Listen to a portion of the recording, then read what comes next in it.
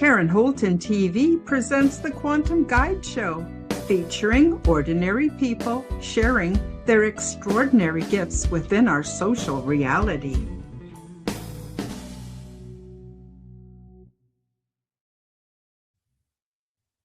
Hi, everybody. Welcome back to the Quantum Guide Show. Today, I'm very happy to bring on a new guest to the show, Brad Olsen. Brad Olsen is a captivating speaker and author of 11 books, including 4 in his esoteric series, Modern Esoteric, Future Esoteric, Beyond Esoteric, and the newly released Secrets of Antarctica. Brad is an award-winning author, book publisher, and acclaimed conference speaker. His keynote presentations and moderating panels have enlightened audiences at Contact in the Desert, Journey to Truth, Alien Event, Conscious Life Expo, and the Star Knowledge Conference. He's done hundreds of radio interviews, including Coast to Coast, Ground Zero, and Exopolitics Today. And he's appeared on dozens of television shows, including Ancient Aliens, America Unearthed, Beyond Belief, Book of Secrets, The Truth is Out There, and Mysteries of the Outdoors. He has traveled to all 7 continents, including Antarctica, by sailboat, seeking adventure and the answers to the mysteries of humankind's past. Brad Olsen's esoteric writing continues to reach a wide audience while he continues breaking ground in alternative journalism, public speaking, illustration, and photography. Today, we expose the lies and dig into the startling evidence supporting an alternative outcome to World War II and the emerging New World Order. All of the links are below in the description. Thank you for subscribing. Leave me a comment and please do smash that like button. YouTube channel memberships are now available so you can receive my perks and help my channel to grow. Without further ado, here is Brad Olsen. Brad, welcome to the Quantum Guide Show. Well, hey, Karen, thanks for having me on. It's nice to make your acquaintance and do our first, what I think will be of many interviews together. Awesome. Thank you so much. Wow. So I didn't read the whole book because it was a lot of information, but I did read like from page 100 on, because that was sort of where I wanted to focus today. And that's about World War II. So everybody already knows the story. The Axis powers bad, the Allied forces good, the Allied went in, the United States finally joined the war, and they conquered, the Third Reich. But I look around and I see, oh my goodness, there is a lot of evidence that we're living in maybe the Fourth Reich. Maybe nothing happened the way that we've been told. And pretty much all of history seems to be different than what we've been told. So I was hoping we could talk a little bit about it, because with most people are familiar with Operation Paperclip, and who's the head of all the pharmaceutical industry? It's those same characters who started MK Ultra, and they started all of that back in Germany. And so I'm not saying anything against the Germans, especially today, but I'm saying, something's fishy going on here. What's your take on it, Brad? Well, I'm half German, half Norwegian myself. Both sides of my family, my mom and dad, were half and half themselves. So I guess that makes me half and half. And yeah, so I'm not knocking on them either. I just want to learn the untold history as it relates to Antarctica, but also South America. And 7 years ago, I went down there for 4 months. I went to South America, bought a vehicle in Santiago, Chile, drove all the way up to Peru and to close to Machu Picchu, and then all the way down to Ushuaia, Argentina, where I got passage on a sailboat to Antarctica. And I was down there for 26 days on the sailboat, then came back, had the car, eventually sold it, and then came back after the 4-month trip. But in the time I was in South America, I went to a lot of German enclaves. Part of my research was looking into what happened after World War II and where did many thousands of Germans disappear to, not just, but to some of these, what I describe in the book as micronations of these giant land holdings that are owned by Germans. In fact, there's a joke in South America among the Argentinians and the Chileans, because both of those countries have lost most of their indigenous population, only about 1% left. It's really kind of disgraceful. They've all just been wiped out. And so the joke is that, well, they're having an existential crisis. Who are we as Argentinians and Chileans? They're mostly immigrants from Southern Europe. So the joke is, well, we're Italians who speak Spanish and wish we were as rich as the Germans. And the Germans still have all the money down there. And that's really important to know, because at the end of World War II, Martin Bormann, who is the money man, he was put on trial in Nuremberg in absence. They never caught him. And he was sentenced to death if they would ever catch him.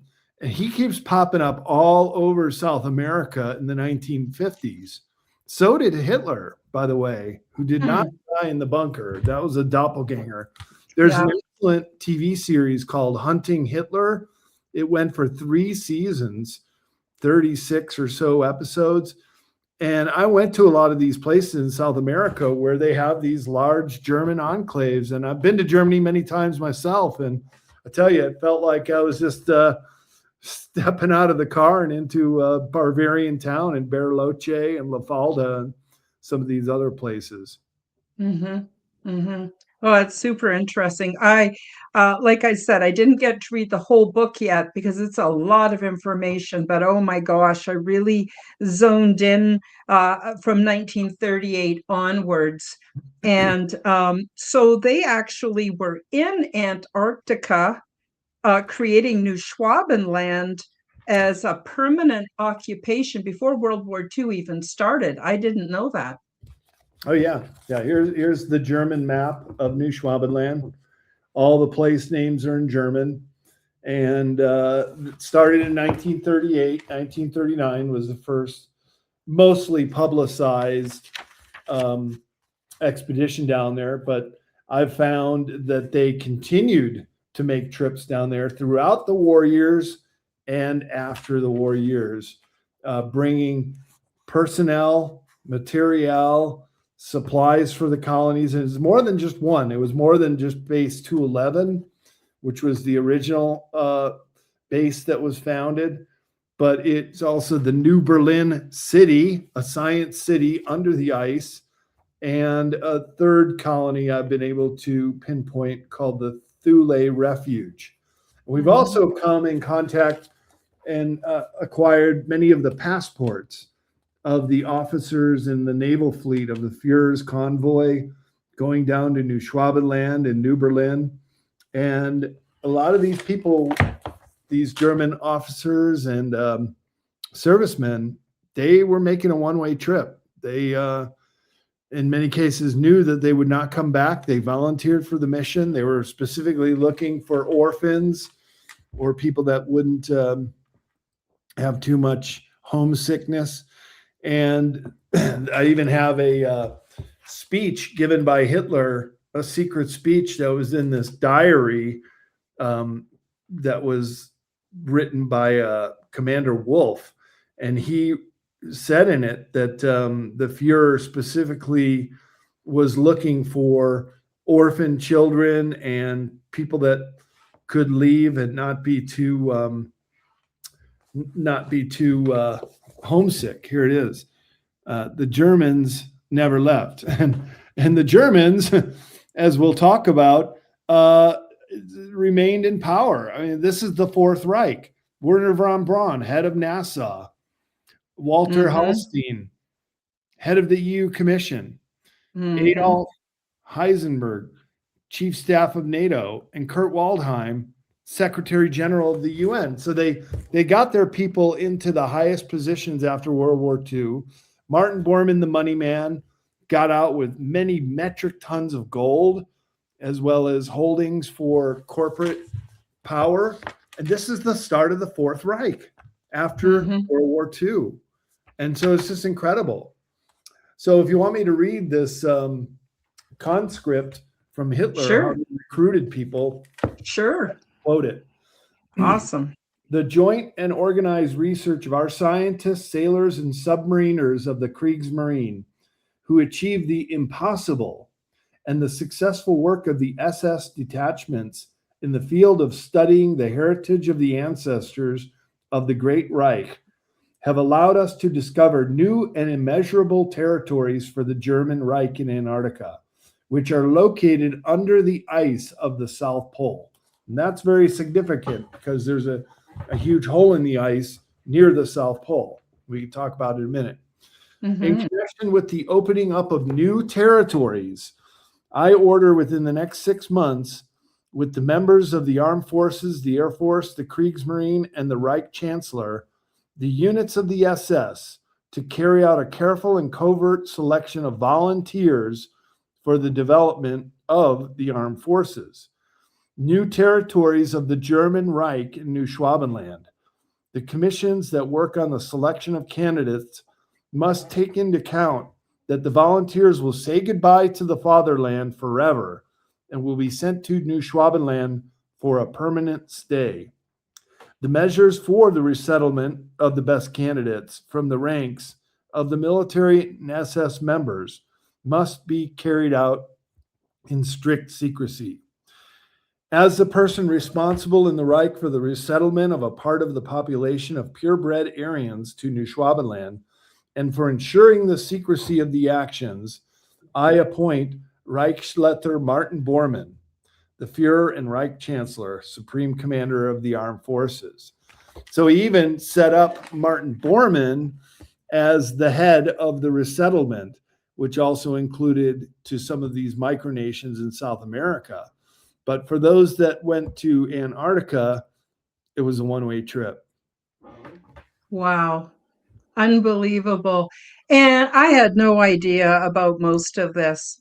Can you tell us a bit about Base 211? You said that was the first base they set up, but it wasn't, it was around the same time, was it 1935 to 1939, which again is just before World War II started. There was flying saucers, time travel, ET contact. Wow. You want to talk a little bit about Base 211 and then segue a bit into some of these technologies that even today, information about them is being suppressed.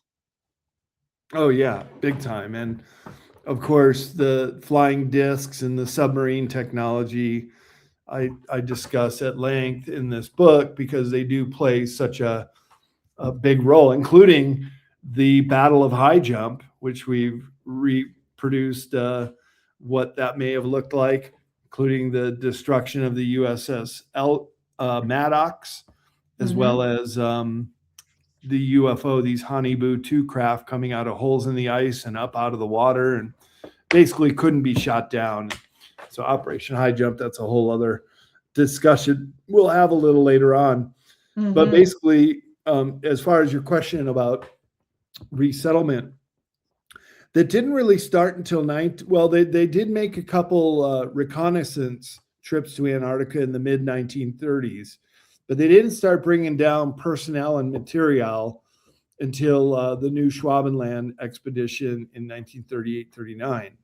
But what's really interesting to note is that in the 1930s, they were doing explorations for artifacts all around the world, most especially in Tibet.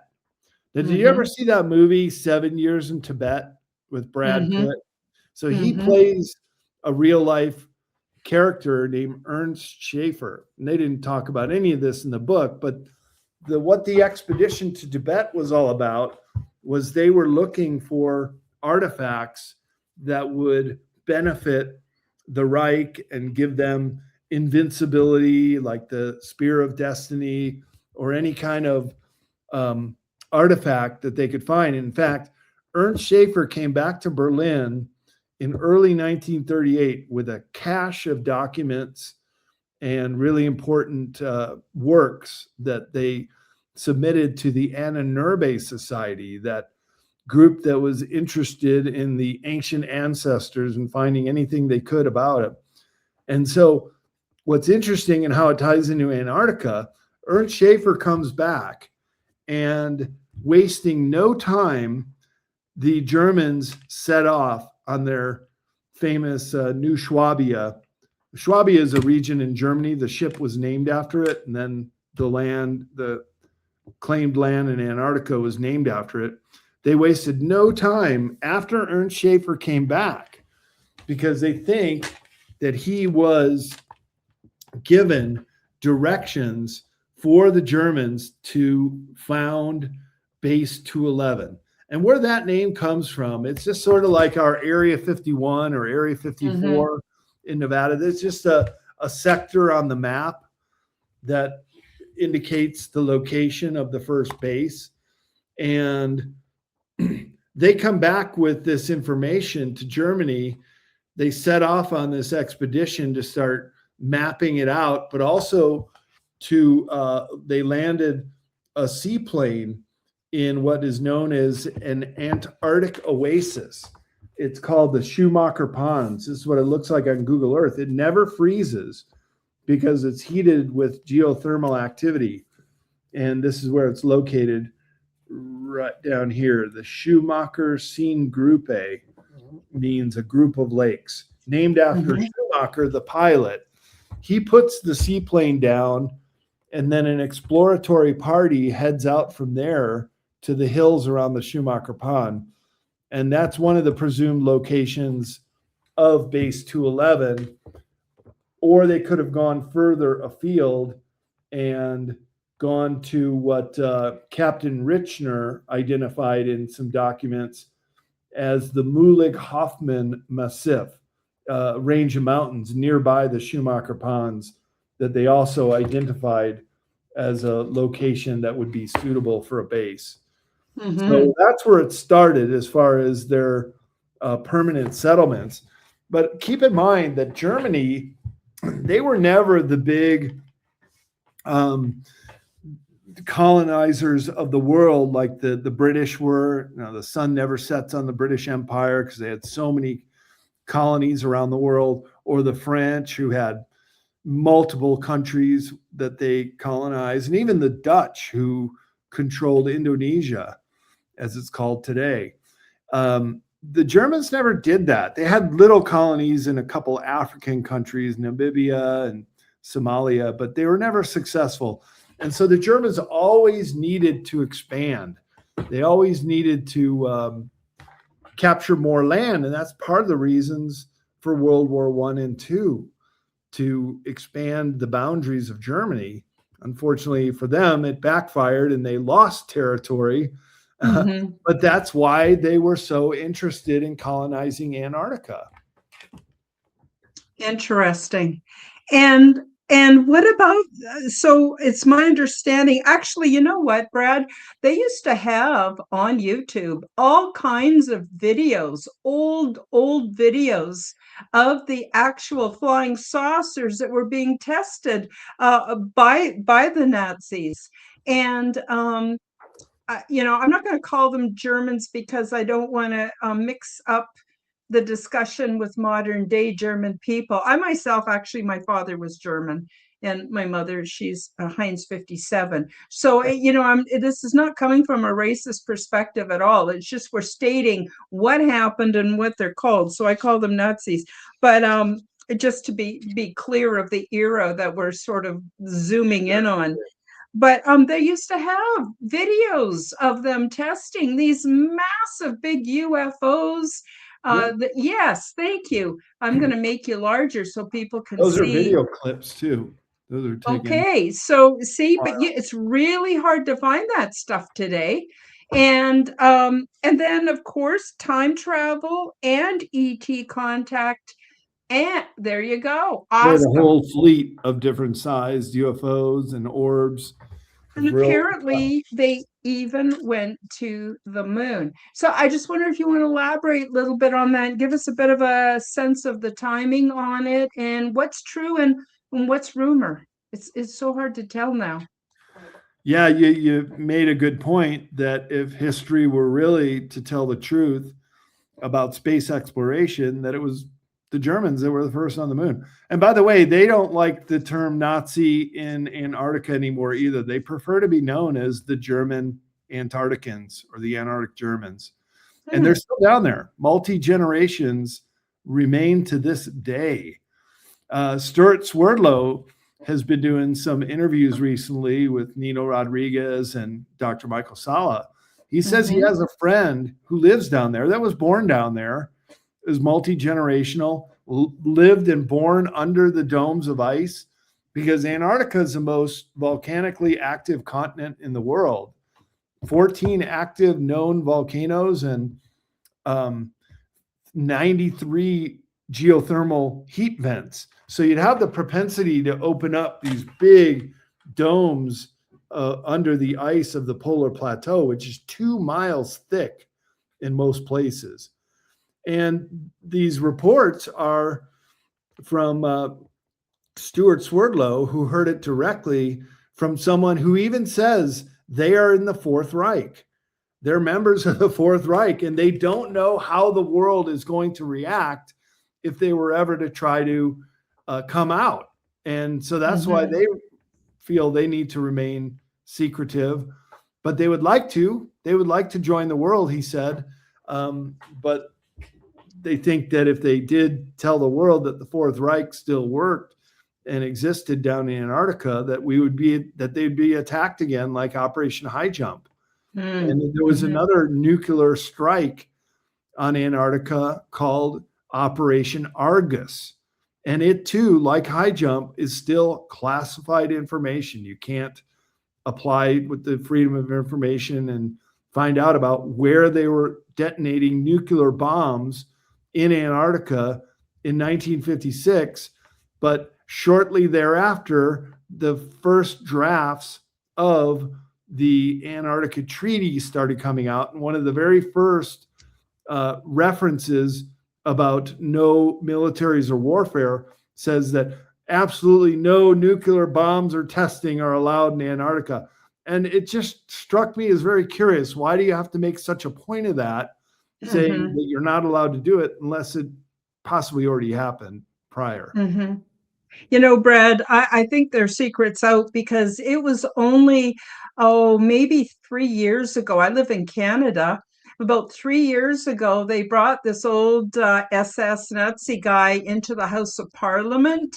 Oh, yeah, And I the remember that. entire House of Parliament, everybody stood up, gave him 2 standing ovations. And I was shocked, absolutely shocked. And this guy, he was so happy, you know. So I think the stigma around being a Nazi might be actually over, at least in Canada. Oh my gosh. Well, also keep in mind, Karen, that through Project Paperclip, we recruited hundreds of scientists to come here that worked on the Manhattan Project, that developed the nuclear bomb, that Werner von Braun, head of NASA, and so many others. I showed you that other image in Europe and in the US. So we were bringing them over willingly and giving them diplomatic immunity in many cases. So in the work of Joseph Farrell, in several of his books, most especially one called Nazi International, showing how the Fourth Reich has built up around these new Germans that came to America through Paperclip. Some were given new identities, some didn't even bother, kept their old names. But basically everybody's like, oh, the war's over, we don't have to worry about them. But in Joseph Farrell's books, he was saying they were given diplomatic immunity. So they could go Yep. to the border of Mexico or fly down to South America with an attaché case, not being searched, and able to pass that on to other people in the Fourth Reich. And so this has been going on since the end of World War II, that with the money and with the micronations in South America and the colonies in Antarctica, they have continued on. And is Henry Stevens has a great book called The Dark Sun. And in it, he describes the Antarctica colonies. And at the end of World War II, the actual final wars were won by Germany. You know, we don't hear about that because history is always written by the winner. But there was a submarine battle at the end of World War II when they're getting all the last of the Fuhrer's convoy out of Germany and Norway, because Hamburg and Norway were still controlled by the Germans at the end of the war. So they had every opportunity to evacuate whom they wanted to. And so the vast battle in the North Sea was very one-sided. It was the submarines just blasting their way through. Any boat they came in contact with were gone. And so they all escaped down to South America. Keep in mind that several months after the war ended, there were U-boats that came to Mar Plata in Argentina and just surrendered. And under interrogation, the Americans got their hands on these guys and interrogated them. And they said, yeah, we were part of this Fuhrer's convoy down to Antarctica. What were you doing? Bringing material and personnel. For some reason, they got stranded. Something went wrong with the submarine, and they had to basically surrender in Argentina. Interesting. I'm curious to know whether their advanced technology, is that tied into what that are tied into what we might consider ETs, but they're not. They actually live subterranean, I don't know, Middle Earth terrestrials. I don't know what you call them. Is that true, or is that just a rumor? Did that give them an edge? Well, they were fascinated with the whole concept of inner Earth, and many of the top ranking Nazi officials were part of the Thule Society in Germany, including Hitler himself, Hess, and Himmler. And so then they also allied with the Pope.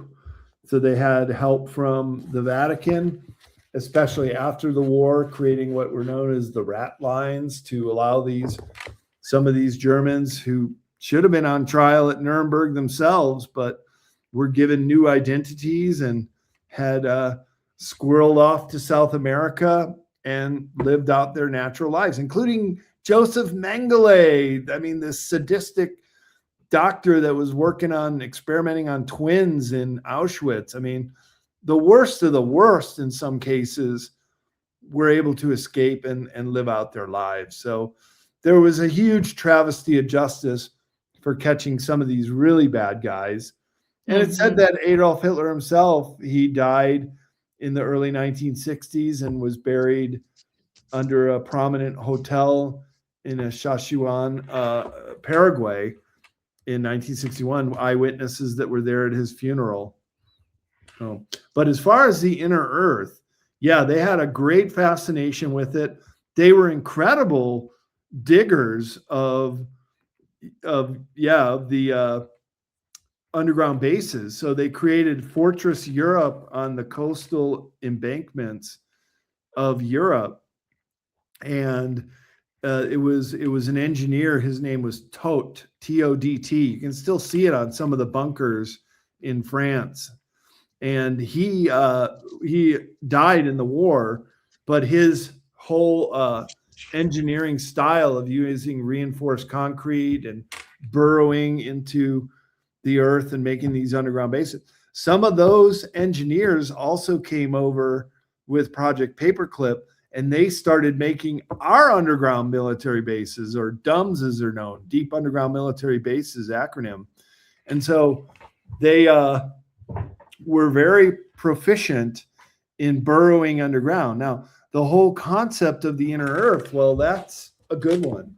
Well, you can make an argument that the deep underground military bases are inner earth, or the deep cave systems like Mammoth Cave are inner earth, or even under the ice would appear to be an inner earth. So here's a schematic of one of the bases called the Thule Refuge in Antarctica, in New Schwabenland. You can see their UFOs could come and go, and the submarines, and it's mostly all underground, so undetectable to satellites or aerial flights. And then the whole concept of Agartha, this inner earth, the land of the advanced races, this was an absolute fascination for the Aninurbe Society and the upper echelon of the Third Reich and the SS, who, by the way, at the end of World War II, the Third Reich did not surrender, nor did the SS.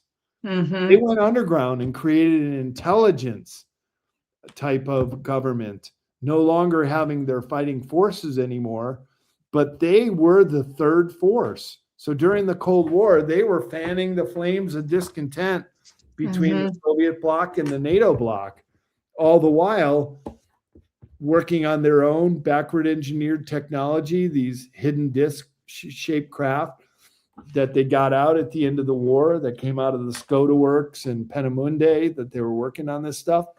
And so I went to, in South America, near this German town called La Falda. I took a tour of the Eden Hotel, where Hitler was said to have arrived right after he left Europe. And I took the tour, and the tour guide spoke pretty good English. So I asked him at the end of the tour, I'm like, do you really think Hitler survived the war? And the guy says, well, I don't have to believe it. I know it. I said, how do you know it? He says, right here in town, there's an elderly woman who's in her 90s now, but at the end of World War II, she was a young chambermaid in the Eden Hotel. And she was on Hunting Hitler and has appeared in other videos and interviews. She's even passed lie detector tests that she saw Hitler himself with Eva Braun, his wife, and even their dog Blondie, the German Shepherd, that all came out. They escaped via U-boats at the end of the war in the Fuhrer's convoy. He probably made a visit to the Antarctic colonies, but preferred to live in the Andes Mountains, which I've been to both the Andes and the Alps. They're very identical looking mountains, very dramatic looking peaks in both places with these beautiful alpine lakes below them. And so he kept moving around from safe house to safe house. And I got close to the Inalco house, which in the TV series Hunting Hitler, they landed a Zodiac boat, and they swam ashore, and they found out that this is one of the places where Hitler lived. And it had an underground base. They showed the stovepipes, the air vents for the underground base. And most importantly, there was a seaplane dock. So if any authorities were moving in on him, they would have enough time to get him into a seaplane, take off from the lake, fly over the spine of the Andes Mountains, and then just go to the next fascist government propped up by our CIA, who was also in on it and helped keep him alive. And that's why only one Nazi got captured out of South America, and that was Adolf Eichmann by the Mossad. And they took him back to Israel, put him on trial, and executed him. But that sends shockwaves with the other Nazis who had escaped. And then the CIA put the kibosh on that. They said, you're going to leave these guys alone. Because at that point, they were working with them. And our paperclip Nazis, they were also well embedded in our CIA in the 1950s. So working on the inside, a fifth column within America, to ensure that these South America and Antarctic colonies were not attacked again after Operation High Jump. There was the nuclear bomb attack in Argus. It was actually 1957. I said 56 before. 57, but then they struck a deal, a truce, to create the Antarctica Treaty, which had stipulations where people could go, scientists, tourists, or government officials, and where they cannot go. And there are definitely no-fly, no-go zones in Antarctica that people are not allowed to go to this day. Yep, I'm familiar with that. Now, I just want to go back a little bit to what you were saying about the inner Earth, the inner terrestrials. There is tons and tons of these underground tunnels and all over the world, not just in South America, all over the world. What's also interesting is in the Epstein investigations, they even believe there's tunnels under the ocean that actually go to Little St. James and go to other places. Apparently, these are all over the earth. And we all know they've got some kind of machinery, massive machinery that vitrifies the rock as it goes through. So it's like glass. And I'm wondering what your thoughts are on that, and is that connected to Antarctica at all, as far as you know? Well, I showed you the schematic maps of an underground base at the Thule Refuge. That clearly would have been burrowed out with the subterranean nuclear-powered boring machines. So they never need to be refueled, and they never have any tailing mounds, because by using the nuclear boring devices, as you said, they turn those tunnels into glass. They literally melt the rock. And so you can just keep going on and on and on forever with a nuclear powered subterrane. And that's how they built a lot of our underground bases here. In my esoteric series of books, I get into a lot of the underground bases, showing the maps of the network of them. And you mentioned Little St. James Island, and Ghislaine Maxwell, the partner in crime there, she had a submarine license. So she could even pilot a submarine into an under the island port for submarines. So that's part of it too, is that there's always an underwater component to many of these bases as well. Absolutely. So I'm wondering if we could switch gears a little bit here, Brad, and if you could bring us up to speed on the link between magic and mysticism, and how that ties into the Nazi regime and aided them in I don't know, doing what they did, I guess. Well, that's interesting you brought it up, because they called their advanced technology techno-magical devices. That there was a form of technology as well as the mystical part of flying these devices. And this is basically what they've been working on since the 1920s and 1930s, this techno-magical heritage. So they believed it was this lost science from their ancestors that that they were going looking for in Tibet. They were looking for the Vimana craft. They had their own UFO crash, kind of like our Roswell, that happened in the Black Forest region of Germany in 1933. And in the late 1930s, there was a nearly intact UFO that went down in the Lombardy region of Italy that Mussolini turned over to the German scientists. So they had an incredible head start as far as working on this techno-magical heritage, is what they called it. And I have a portion in my book on that. And I should also point out that part of that backward engineering came from the vril women, VRIL, which has many different definitions. It's the women who were of the vril society. They also call them the vril women, who are telepathic, and they were able to do telepathic transmissions with Aldebaran in the 1920s, right after World War II. That at the time, the Germans were already the most advanced engineers in the world. And so the vril women made contact with the Andromedans. Here's a picture of Sigrid and Maria Orsic, two of the most famous ones. They grow their hair really long. They felt like it would aid in their ability to telepathically transmit not just communication, but actual blueprints that they brought in some engineers to transcribe it and put these words that were coming through these mediums to paper. And even the famous scientists who worked on many of these UFOs, he said, this is actionable science.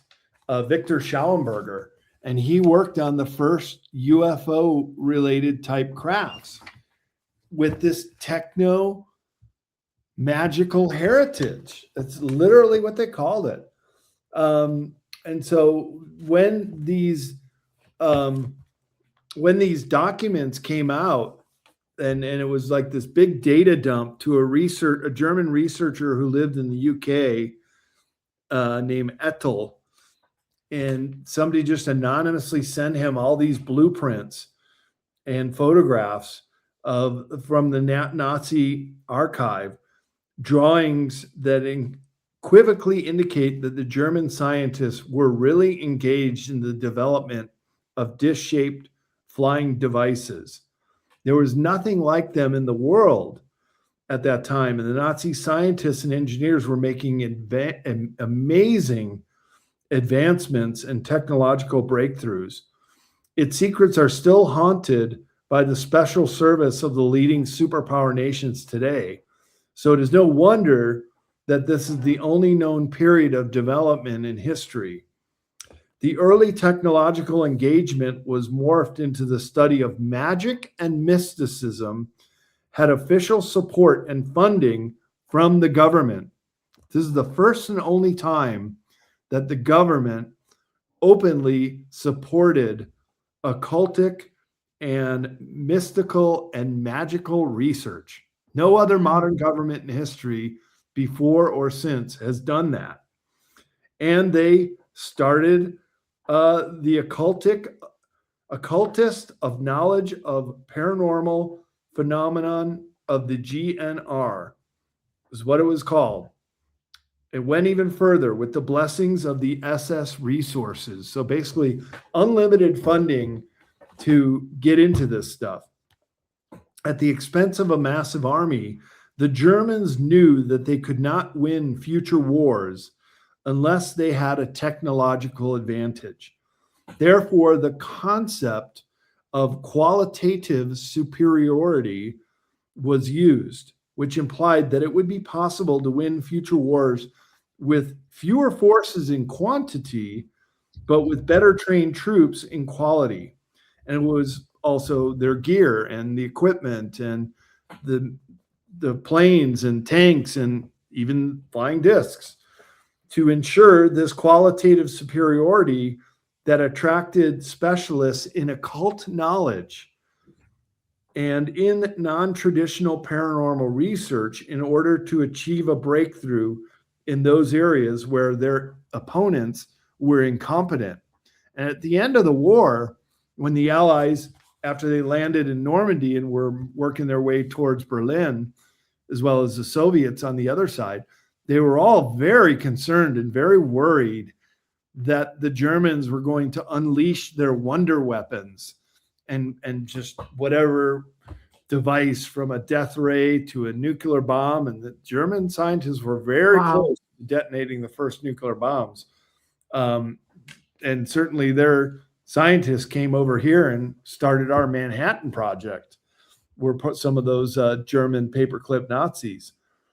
And so this ideology of Nazism was based on the fact that once there was a powerful civilization on Earth, this is what they were doing down in Tibet and then also Antarctica, to make contact with these Aryan ancestors who they believed lived in inner Earth. Mm-hmm. And so which they did not have access to all the secrets of the universe, and somehow, somewhere encrypted and scattered in the higher knowledge, have been preserved and should contribute to the revival of the Superman in Germany, the descendants of the ancients. The Aryans were particularly interested in Atlantis, which Nazi scholars believed was the original homeland of the Aryan race. It is to Germany that the technological Atlanteans, who, according to legend, were able to look for knowledge on the history of civilization, the origins of civilization, both Germanic and any civilization in general. So that's what they were doing, going to all these far-flung places, trying to find artifacts or manuscripts. Much like the movie Raiders of the Lost Ark. Remember, they were Nazis doing the dig in Egypt when Indiana Jones got there first and found the right implements to change the tide in that movie. It's interesting that history does imitate art and life and vice versa. Totally, totally. I'm wondering if at this point, if you would like to talk a bit about the tie-in between the CIA and the Fourth Reich. Yeah. Well, the CIA was only started right after World War II, also in 1947. What a big year. I think it would be great to do a historical book about just the year 1947, because you've got Operation High Jump, which goes down in February 47. You've got the Roswell crash in July 47. And then you have the creation of the CIA, which came out of the OSS, which is the spying arm of our military armed forces. But the CIA, it got out of hand. Even Truman, who was responsible for starting it, he even said at the end of his term, I think I created a monster here. This thing has gotten out of hand. Sure did.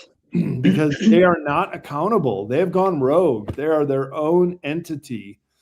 And this is where things started to go awry in our country because of this infestation of these paperclip Nazis, many of which became part of this newly formed CIA. And of course, they still had their alliances with this Fourth Reich, unbeknown to Truman and our government and most other people.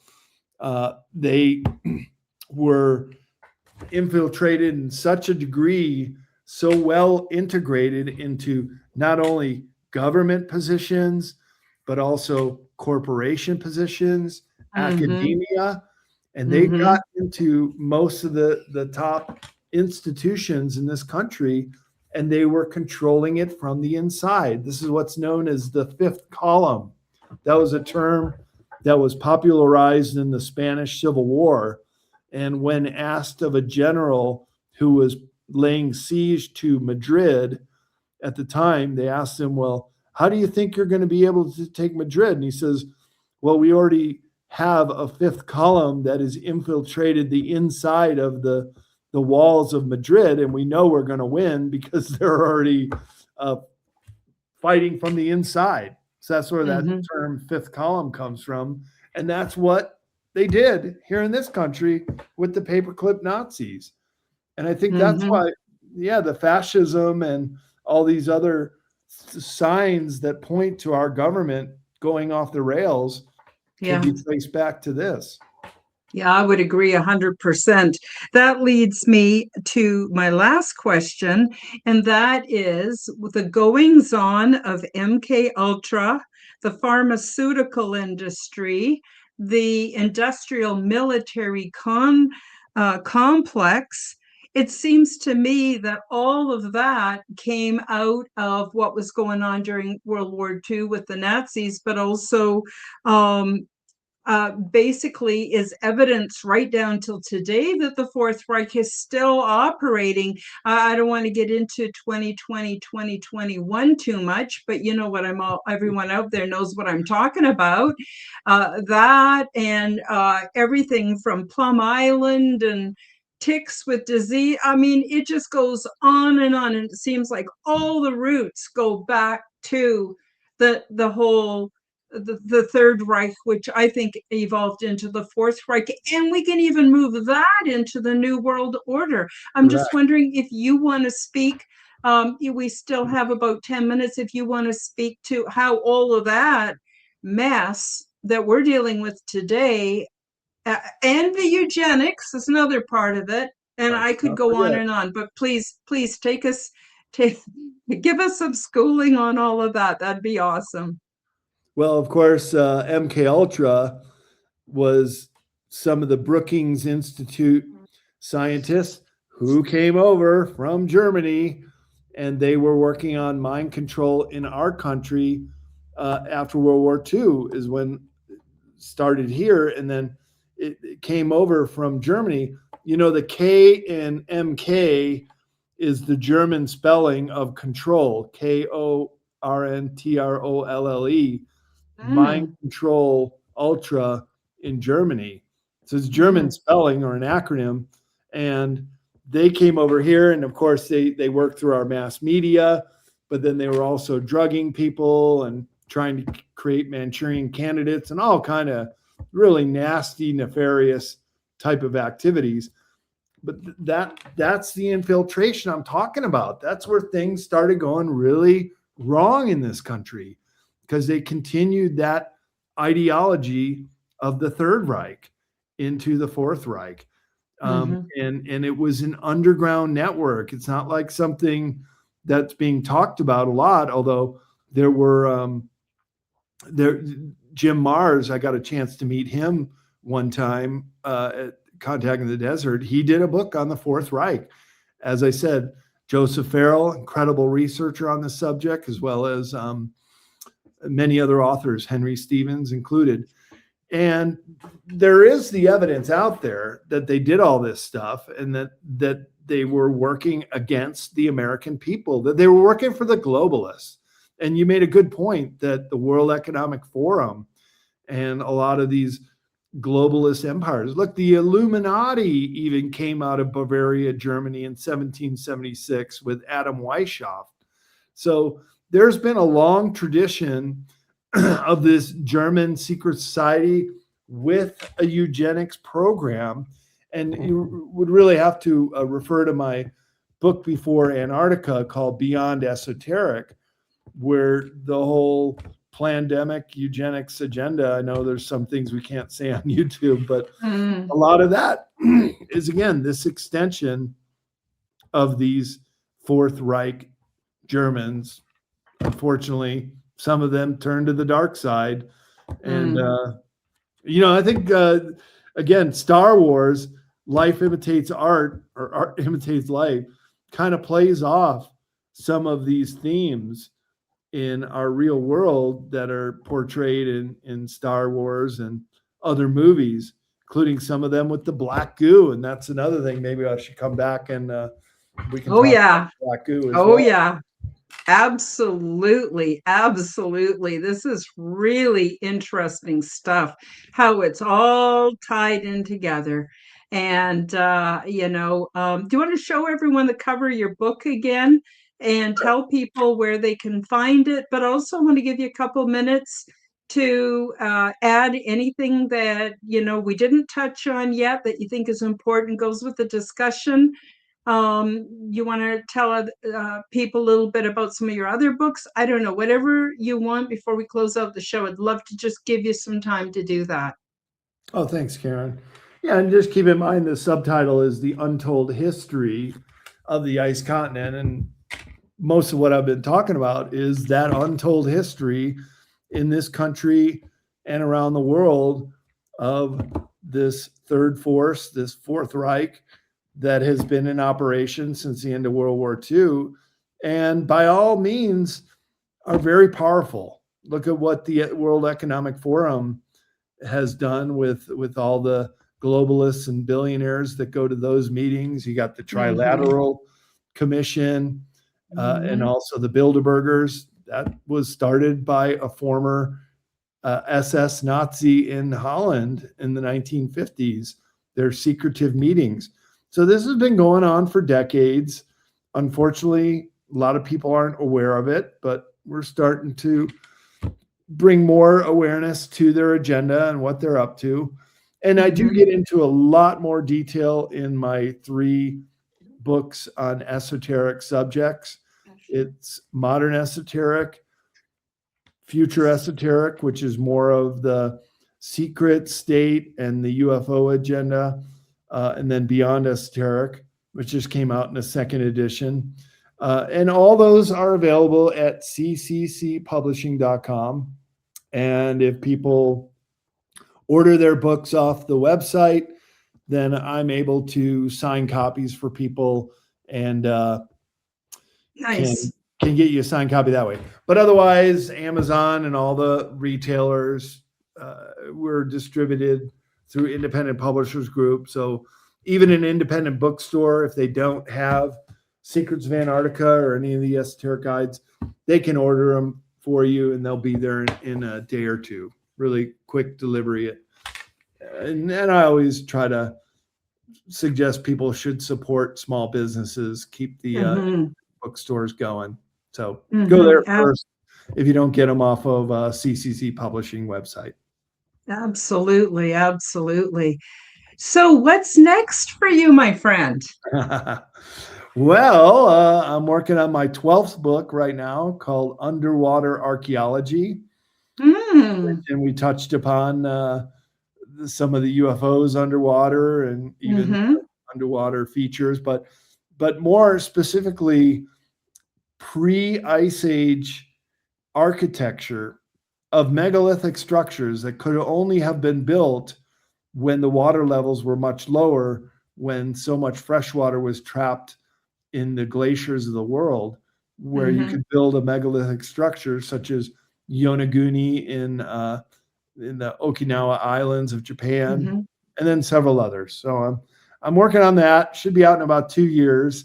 And then my 13th book is Giants of Antiquity, about all the giants around the world. So this is a new series. Yes. In the Esoterica series, which is another one of the... Wonderful. Yep. I have a bit of a theory, and that is that all the so-called normal sized people today, maybe we're the puny ones. Maybe this is like Lilliput, and maybe, the beings that we shared the world with were actually the normal size, which were the giants. There's so much evidence and such a big cover up for all of that. I have a friend who actually worked for the Smithsonian, and he told me point blank, absolutely, yes, there are the bones of giants, and he's not even a woo-woo kind of guy. Like he's science-based. And he said, yeah, absolutely. So, oh my God, it's so exciting. And I know it takes time to produce a book. My God, it took me years to write mine and finally get it published. And, now you're talking about 13 books and more. So I'm just really excited. And I'm so happy that you came on the show today. I want to wish you the very, very best. I want to have you back. I'll probably contact you in a couple months, see if you want to come back. Maybe we could talk about black goo. I've never had anyone on the show talk about that before. And there's just so much to talk about. Oh my God, I love it. I love it all. Thank you so much, Brad, for coming on the show today. I want to thank everyone in the live chat for your comments and your support. Very, very nice. This is going to go up as a replay, and it's going to be as because I'm part of the Forbidden Knowledge Network. It's also going to be out on all the audio platforms, also Telegram, Rumble, X, and Odyssey. So hopefully everybody gets a chance to see this wonderful episode. Thank you so very, very much. Any last comments before we say goodbye? Oh, just thanks for having me on, Karen. Yeah, we'll definitely do it again because the black goo is a chapter in Secrets of Antarctica. There Did is I an miss Antarctica that? component here, and we'll discuss that the next time up. Okay, let's do it. Okay, everybody. Have the best week ever. Thank you again, Brad, so much for coming on the show. Can't wait to do it again. Bye-bye, everybody. Bye now. Thank you for joining me for the Quantum Guide Show. Become the change that you wish to see in the world. Subscribe to my YouTube and other channels at Karen Holton TV. Click the like button, leave me a comment, and share this podcast with your friends. Read about my true life ET contact in my book called Transdimensional: Meet the New Neighbors, which is now available in Amazon bookstores worldwide.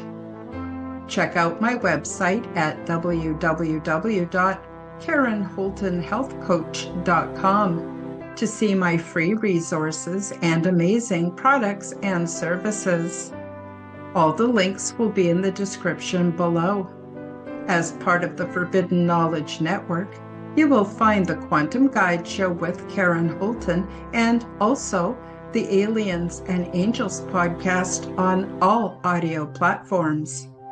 Until next time, keep up the good work.